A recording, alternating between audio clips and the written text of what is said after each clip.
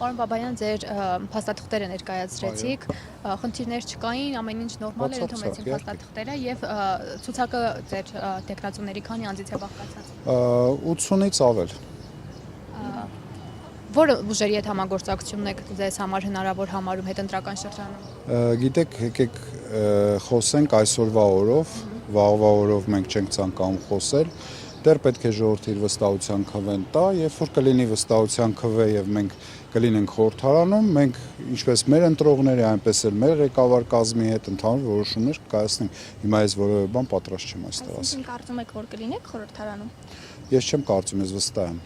Ինչ որտեղից է վստահությունը համոզում։ Այնքան վստահություն, ինչքան որ ունեն մյուսները։ Ես չեմ կարծում, որևէ կուսակցություն մասնակցում է առանց վստահության, դա զավեշտ է ձեր ասած հարցը, էլի։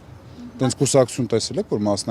մասնակցելու համար։ Այնուամենայնիվ, օրինակ, եթե մասնակցում եք եւ այսպես համագործակցության պահ է հասունանում, կա ինչ որ ուժեր, որ բացառում են։ Երբ կհասունանա, մենք կխոսենք այդ հարցերի շուրջ։ Չէ, բայց օրինակ հիմա հանրությունը չիմանա, եթե ինչ որ հանրությունը ձայն է տալիս մեզ, հանրությունը ձայն է տալիս մեր կուսակցությանը, հանրությունը ձայն է տալիս մեր ծրագրերին, թող մարդիկ գան մեր այդ կոալիցիա կազմեն, եթե ուզում են։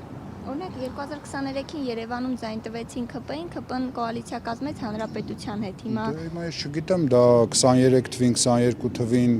տարբեր բաներ են եղել։ Եկեք խոսենք ոչ թե անցյալից, այլ խոսենք ապագայից։ Իսկ ապագայից կարող ենք խոսել մինչև ընտրություններ։ Ընտրություններից հետո կորոշի մեր քաղաքացին։ Ես այսօր չեմ կարող այդ հարցերին պատասխանել։